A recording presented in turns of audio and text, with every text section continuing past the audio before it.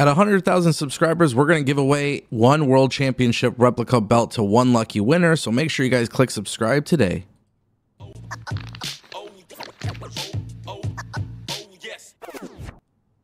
Welcome back to the Ango Show, ladies and gentlemen. This is a big one. We're going to talk about Vince McMahon, a massive update there, reason for AEW release.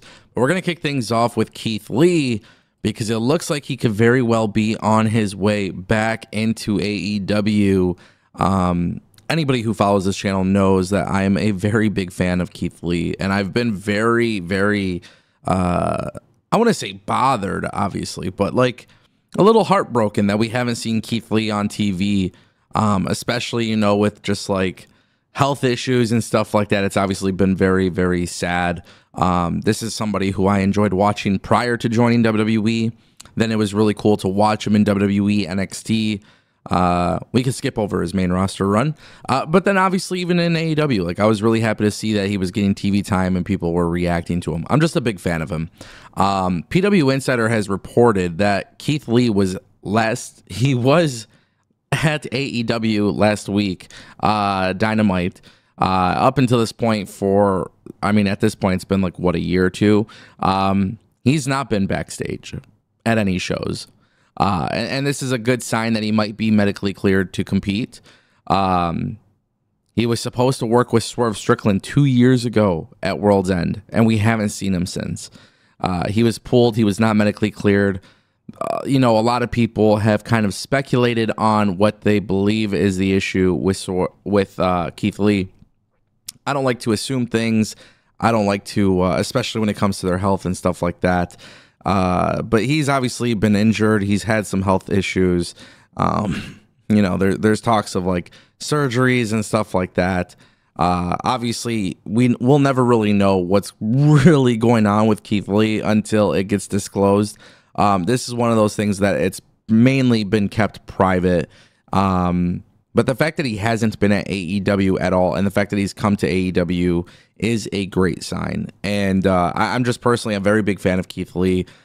Let's not talk about booking because maybe I don't agree with some of the booking that they've done for him, obviously, but I'm just a massive fan of the guy. I want to see him compete.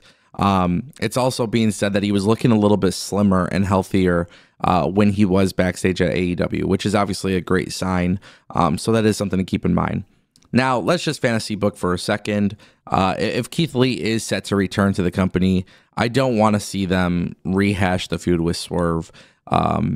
I think it's just entirely, they got to do something entirely different, something entirely big and separate from that. So, yeah, please, let's not rehash that. It's been years now. You don't need to. Let's turn our attention to Tony Khan. Obviously, we know about these AEW releases, but one thing that is very, very interesting was something that came out today regarding the reason for the release and just some very interesting backstage details. Sean Ross Sapp of Fightful Select had reported that Miro had been discussed for a potential creative throughout 2024.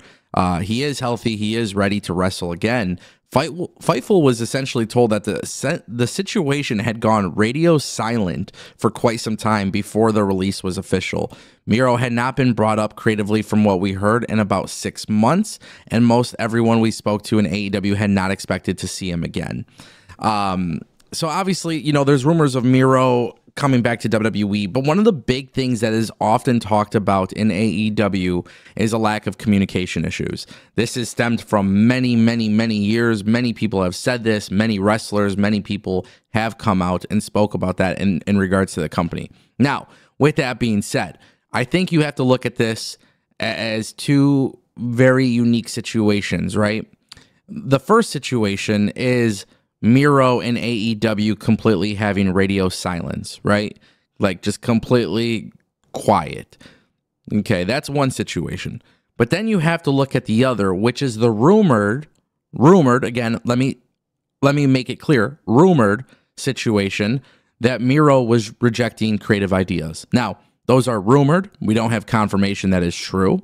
However, there is a lot of people in the IWC who are under the belief that Miro and many others like Malachi Black and Ricky and Miro, all of them were basically rejecting creative ideas. They were not willing to put people over. They were not willing to work certain programs. That's the rumor, right? So it's two different situations. One, you have AEW going radio silent. Well, this is where it gets really interesting, because if you are the company contracting somebody and you have the ability to, pay somebody and put them in a contract and say you're working this, this, and this, I don't understand how you can have a situation where you're going radio silent. I also can't understand the second situation where if they're refusing to work your creative ideas, I can't understand how that is allowed when you sign a contract. A lot of people, again, it's just rumored, but a lot of people feel like the reason for them not working on TV was because they were just shutting ideas down. But if you're Tony Khan and you're AEW, then why isn't that being something that's like, why isn't there something done about that? And the real reason for the release, I mean, it's very simple. AEW just doesn't have plans for them. And AEW is not going to keep dead cap space. Think of it like sports. It's not. You're going to get rid of it. You're going to get rid of those contracts. They cost too much money. And you're a company where realistically, we don't even know if they're profitable, right? So you got to keep that in mind. You can't have a whole bunch of dead weight. And that's the reason for this. I mean, Tony Khan, if you're not going to talk to your talent, if your talent relations aren't going to talk to your talent, you're not going to pay them anymore. It gets to a point where it's too expensive. So that's obviously got to be said. And that brings us to our final topic of today's video. Ladies and gentlemen, is Vince McMahon and his lawyer withholding documents? Well, this is obviously a very big thing that's come out. According to APnews.com, the Associated Press, Dave Collins, he wrote in a new article, a former lawyer for pro wrestling impresario Vince McMahon was wrong to withhold some documents from a federal grand jury as it investigated how the former WWE boss handled multi-million-dollar settlement agreements with two female employees who accused him of sexual abuse. A federal appeals court ruled on Monday. 3 judges on the Second U.S. Court of Appeals in New York upheld a lower court ruling that said the documents were not protected by attorney-client privilege because of an exception for crime or fraud. The appeals court said that the lower court judge found prosecutors had reasonable grounds to believe that McMahon and his lawyer illegally circumvented the WWE's internal controls and created false records when they concealed the employees' claims and settlement agreements from the company, and that they made false and misleading statements to the company's auditors, even though McMahon paid the settlements with funds that did not come from the company. Now, you guys could obviously read the full article on apnews.com. With that being said, I just want to remind everybody that these allegations are absolutely serious, and no matter what, every single time we get an update on Vince McMahon, it just seems to progressively get worse and worse and worse, which is very unfortunate, obviously, for pretty much every single person involved with this. And listen, I'm going to be very, very clear here. I think that the whole situation with Vince McMahon, now you got to wonder why are documents being withheld, right? So obviously, as time goes on, we'll have to get some more updates. We'll have to see what happens. But Vince McMahon said in January that this was all over. And obviously, I think maybe he tried to no-sell the situation here. But we'll see what happens. Obviously, this could turn out to be a bigger and bigger story as time goes on. And then you also have to wonder where it stands with Donald Trump being president as well. So with that being said, ladies and gentlemen, it just keeps getting worse for Vince. Let me know what you guys think in the comment section down below. Thank you for watching. Don't forget, we got that giveaway at 100K, and I'll see you guys next time.